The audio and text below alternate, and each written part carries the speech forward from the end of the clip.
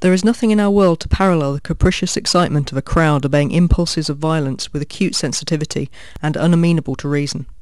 When someone dies, we, the survivors, expecting the life of that man, now motionless beside us, to go on, find that our expectation has suddenly come to nothing at all. To simplify matters, we may therefore consider the theory which posits an original aggressive instinct, followed by the turning around of aggression upon the subject through the agency of the superego. The authentic passion for penetrating the real thing, ultimately the destructive void, through the cobweb of semblances which constitutes our reality, thus culminates in the thrill of the real as the ultimate effect, sought after from digitalised special effects through reality TV and amateur pornography up to snuff movies.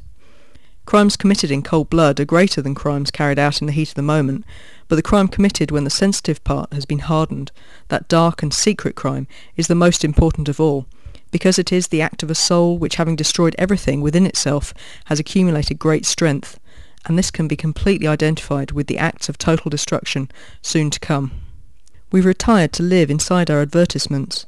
Is this not yet further proof of how, even in this tragic moment, the distance which separates us from them, from their reality, is maintained? The real horror happens there, not here. She had tried to concentrate on the sound of her heartbeat, but even that had disappeared. It was too regular. Her mind had edited it out. Where have we already seen that same thing over and over again? Our only real pleasure is to squander our resources to no purpose, just as if a wound were bleeding away inside us. We always want to be sure of the uselessness or the ruinousness of our extravagance. In our daily existence, we're immersed in reality, structured and supported by the fantasy, and this immersion is disturbed by symptoms which bear witness to the fact that another repressed level of our psyche resists this immersion. To traverse the fantasy, therefore, paradoxically, means fully identifying oneself with the fantasy. Nakedness wrecks the decency conferred by our clothes, but once we have ventured along the path of sensuous disorder, it takes a good deal to satisfy us. Destruction and betrayal will sometimes go hand in hand with the rising tide of genetic excess. In late capitalist consumerist society, real social life itself somehow acquires the features of a staged fake, with our neighbours behaving in real life like stage actors and extras. It is surprising how little of the actual carnage we see. No dismembered bodies, no blood, no desperate faces of dying people. The underlying experience is that the late capitalist consumer paradise is, in its very hyper-reality, in a way unreal, substanceless, deprived of material inertia. Torture? You could damage a few fingernails, bend a few bones, but it wouldn't stop there. Pain affects the adrenal glands, and the adrenal glands affect everything. A fantasy is simultaneously pacifying, disarming and shattering, disturbing, inassimilable into our reality. Moral isolation means that all the brakes are off. It shows what spending can really mean. The man who admits the value of other people necessarily imposes limits upon himself. She could not bite her tongue, nor find it. In no way could she produce the sensation of pain. Welcome to the desert of the real. When he merges his person into an organisational structure, a new creature replaces autonomous man, unhindered by the limitations of individual morality, freed of humane inhibition, mindful only of the sanctions of authority. The man, subject to no restraints of any kind, falls on his victims with the devouring fury of a vicious hound. He sees a desolate landscape littered with burnt-out ruins.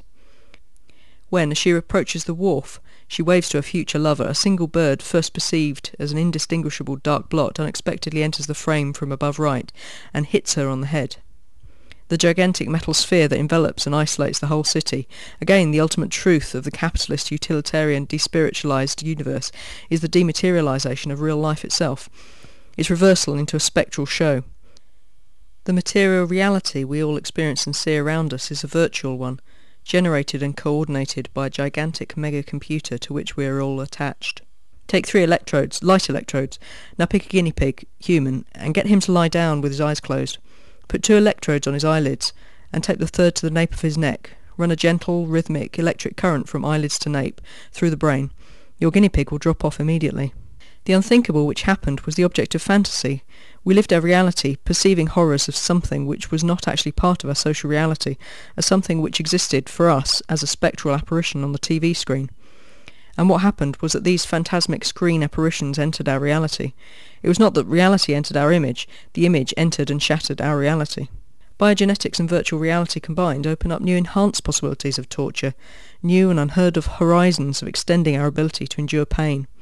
There is an intimate connection between the virtualization of reality and the emergence of an infinite and infinitized bodily pain, much stronger than the usual one. A substantial proportion of people do what they are told to do, irrespective of the content of the act, and without limitations of conscience, so long as they perceive that the command comes from a legitimate authority. They are deliberately designed to be unreal. But when the superego runs wild, expelling the ego along with the mother image, then its fundamental immorality exhibits itself as sadism. Some of the images you will see are extremely graphic and may upset children, but the space has already been prepared in ideological fantasizing. The isolated group living an aseptic life in a secluded area longs for the experience of the real world of material decay. Not only were the media bombarding us all the time with talk about the terrorist threat, this threat was also obviously libidinally invested.